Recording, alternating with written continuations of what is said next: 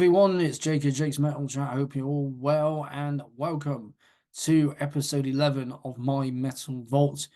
You know the drill. If you've been watching this series for a while now, I will be exploring and showing you my favorite albums within heavy metal, thrash metal, death metal, black metal, doom metal, sludge metal, folk metal, you name it, all of that excellent stuff. And I have here another very underrated album, and I say underrated because this one does not get talked about, from this band from Coventry here in the UK, formed in 1986 and disbanded in 2016. One of my favorite death metal bands to come out of the UK.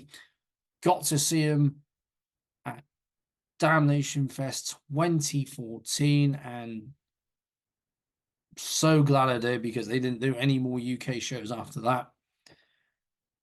And they've released so many amazing albums, and they can go no wrong with these albums. They're all heavy, they're all brutal, they're all sick.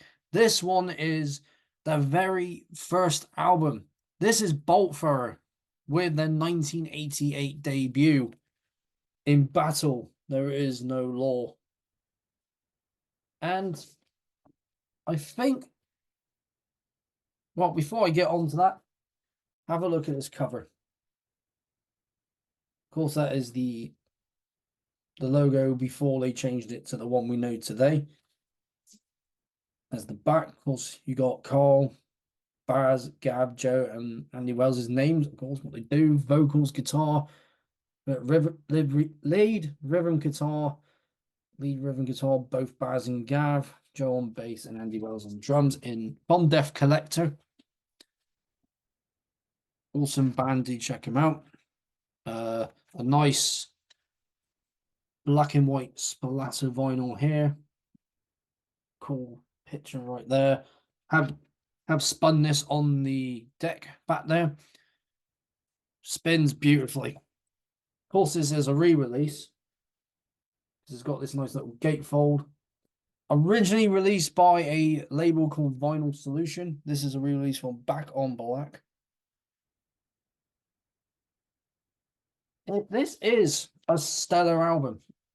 And again, I think a lot of people forget this is their first album. Everyone thinks it's Realm of Chaos, which they released on Earache when they got signed to Earache and got the Games Workshop deal. But no, this is their debut. This is the very first Boltfur album, because when I told someone this was the very first Boltfur album, they said, no, it's Realm of Chaos. I knew they were wrong instantly. But everyone knew about Realm of Chaos, and no one really knew about this.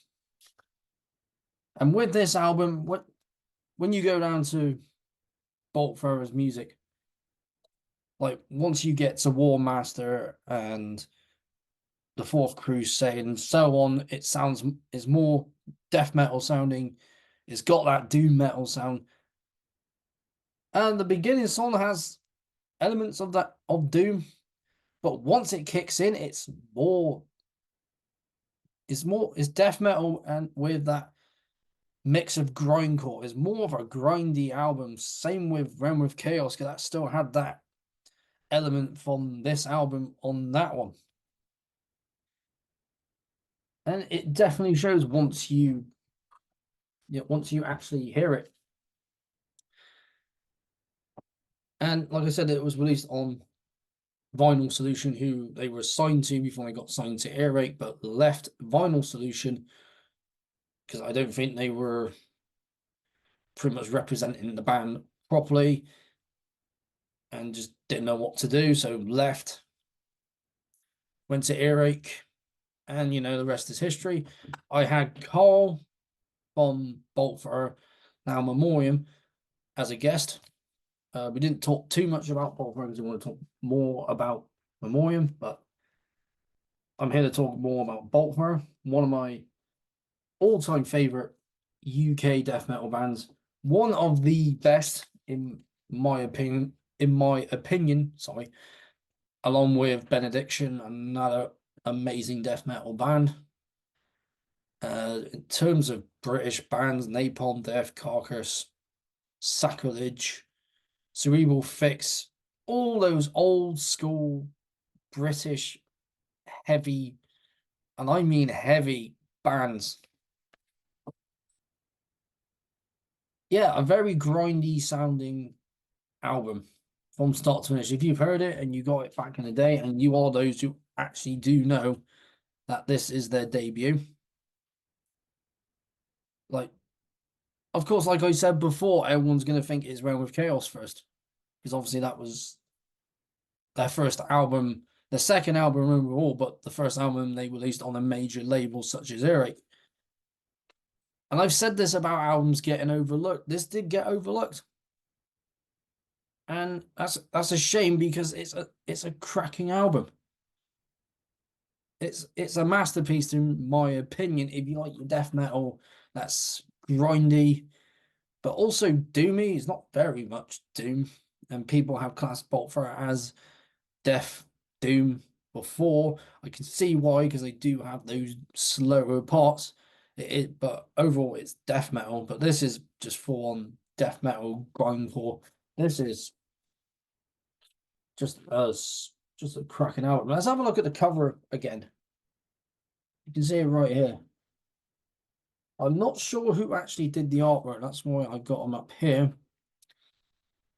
Artwork is someone called Paul McHall, who has done artwork for, of course, pretty much, yeah, for Boltfire for this album, the Cenotaph EP, the design for the eye for the Fourth Crusade, Spearhead, Who Dare Wins, Who Dares Wins, and Mercenary, another cracking album by Boltfire. All their albums are cracking. Cerebral Fix for their release, which is, yeah, the full length from 1988 as well. Also released on Vinyl Solution. Life Sucks, and Then You Die.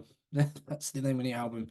Whoever's got that, then I've heard stuff from this album, and I remember hearing songs from this album.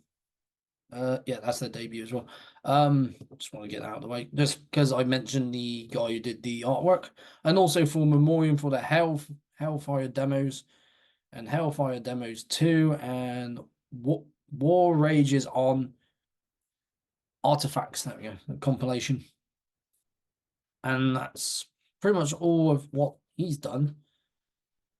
Of course, Alan Scott did the mixing, and Andrew Fryer produced, engineered, and recorded the album. And of course has that classic lineup that we all know, because before Karl there was a song called Andy. Andy, what's his name? Andy West, who's the vocalist from 1986 to 1988. Of course, they had someone named Alex Tweedy on bass for only that 1 year of 1987. Andy Wells, 86 to 94, because they had Martin Kinans, Kiddle to the rest of the guys, and all of his friends, of course, died back in 2015. Was on the later albums. Alex Thomas, drums from 97 to 99. David Ingram, as I mentioned, Benediction, was the vocalist from 1998, because, of course, right after this, he was on Honor, Valor, Pride, that awesome album. And I think he was also on, no, Karl came back in for those ones, Loyal, in 2005, the last album, of course. Of course, I explore the band while talking about a Pacific album, of course, as you know. Did a rehearsal in 86, the Concession of Pain demo from 1987, In Battle Is No Law demo from 1987, Forgotten Existence in 1988, Prophets of Hell from 1988, The Pill Sessions in 1988, which still had Alan West. I don't know why I said Andy West. Yeah, Alan West. Yeah, I said that earlier. And then he left after that Pill Session. course, Karl came into the band for the first LP, this one. And of course, Karl was in up to Honor Valor Pride, and then came back for Those Ones Loyal. Of course, Realm of Chaos came out in 1989 on Earache Records. And you know the history if you know the band. But as I do for all these videos, everything will be down below. But definitely do check this album out. This is really, I mean, it's 1988. It's early Bolt Thrower. This is pre-Earache Games Workshop Bolt Thrower, pre-Earache Bolt Thrower. Because I need to look again. When did Those Ones Loyal come out? It came out on Metal Blade because they were sons of Metal Blade. Pretty much because, of course, a lot of bands did leave Earache over the years. These are one of the many Earache bands. Of course, this is a Vinyl Solution album, but obviously, like I said, it's back on black, so re-release. Of course, as you can see, because all the lyrics have to do with war, so something from war there. Is you know, that was their lyrical themes, war throughout their entire career, like war, loss, sacrifice, brotherhood, Warhammer 40,000. Of course, that'd be the second album, Realm of Chaos. This was more just to do with all sorts of all wars all over the ages, you know, and war through the ages. Of course, is on their fourth album, The Fourth Crusade. And I like when I first heard Bolt Thrower, the first song I ever heard it was actually The Fourth Crusade, and that's my favorite album to this day. But I also love Realm of Chaos because that is also a banger. And you could see where they were going right after this, you know, developing their sound from there, you know, just you hear this first, and then you get a Realm of Chaos, and then War Master, and then the Fourth Crusade, and so on and so forth. You can see where that sound was developing, but they still kept it at that basic level, as Gav has said in that interview with Vanessa Warwick they did back in '93, because they tried to just keep it as basic as possible. And that's what I appreciate about Bolt Thrower. That's what I like about Bolt Thrower. All their albums are at that basic level. And I was going to say old school, or it is old school, it's old school death metal. And I prefer old school death metal because of that simplicity in their production, the way they approach things, and it shows on this album, definitely.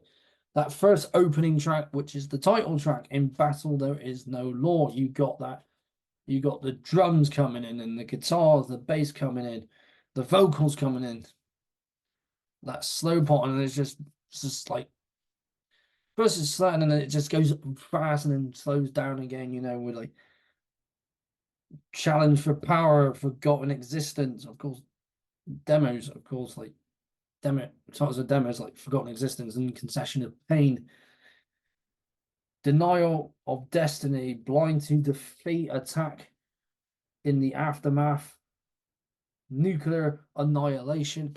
Every song on here is just ferocious from start to finish, and it's I'm trying not to use that word I normally use, so I'll try not to.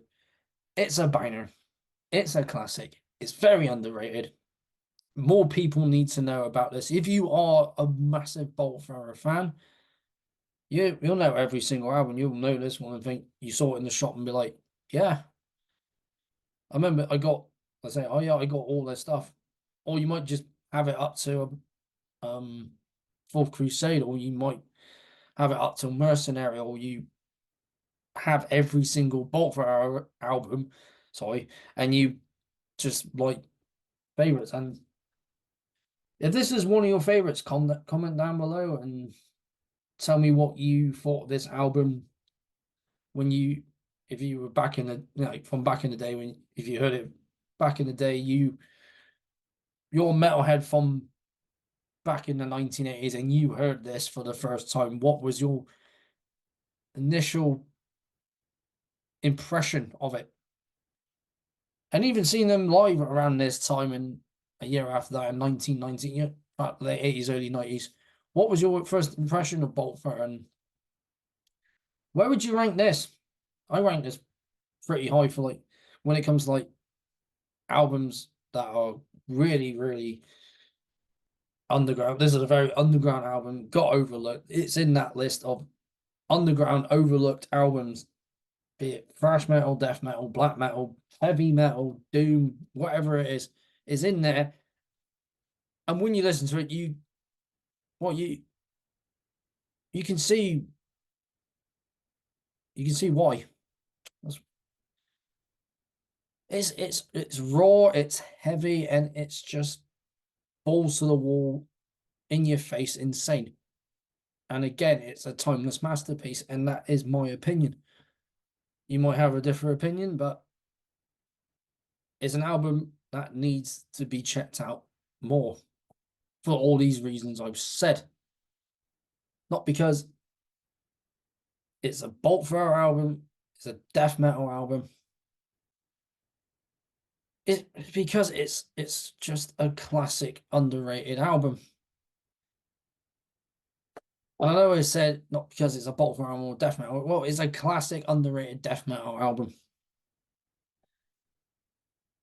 And it's done by one of the best death metal bands, in my opinion, to come out of this country. And to just go around and touring and doing shows and obviously talking to Karl and all the history that he's spoken about of the band. And like the brief talk we had before we went on to the subject of Memoriam, he had great times in the band. And I'm sure all the other guys, if I ever get a chance to meet any of them, would have fond memories of playing in Bolt Thrower as well. And I'll actually ask him about this album if they're up for talking about it. If not, then I will respect their wishes. And I respected Karl's wishes not to go too much into Bolt Thrower. But you cannot deny how much of an impact this band had on not just the British death metal scene, but death metal in general. And also about this album, like I said, it's death metal, but it's got that grindcore sound, but it's very punky as well, but it's just turned up to like 20 or something. But I digress. This is Bolt Thrower, and in battle, there is no law. And that is it for episode 11 of My Metal Vault. It's the last one of the year, like I mentioned in my favorite death metal albums video, which is currently up at the moment. It's of course Wednesday. This is coming out Saturday. More episodes to come next year. Same with all the other videos I got. In terms of chats, there will be more ahead. So thank you very much again for all the support. Thank you for subscribing for those who have, commenting for those who have, sharing my videos around who have, and just supporting metal in general. I've been Jake of Jake's Metal Chat. Keep that banner of metal held high. And I will see you all in the next one.